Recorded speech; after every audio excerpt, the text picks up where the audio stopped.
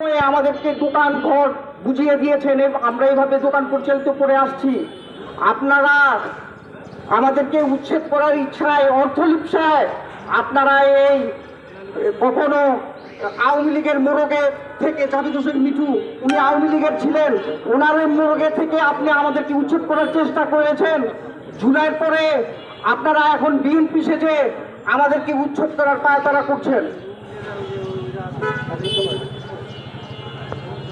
হারুনকে বলতে চাই, আপনারা ফিরে আসুন, এখনো সময় আছে। আমরা সাংবাদিক ভাইদের মাধ্যমে বলে দিতে চাই, আপনারা আন্তরিক তওবা করে ফিরে আসুন। আপনাদেরকে ব্যক্তিগতভাবেও আমরা বুঝিয়েছি, বারবার আমরা অফিসিয়ালভাবে বুঝিয়েছি, আপনারা কোনো কথাই মানছেন না। আমাদের হক, আমাদের অধিকার, আপনারা কোনো সংঘর্ষ ছাড়া নির্দ্বিধায় আমাদের অধিকার আমাদেরকে ফিরিয়ে দিন। মিঠু হচ্ছে সে আওয়ামী লীগের সময়কার এই জায়গার নেতা ছিলেন। ওনাকে পদপদবী ঘাটের উনি শ্রমিক দলের সভাপতি ছিল, এইরকম কিছু।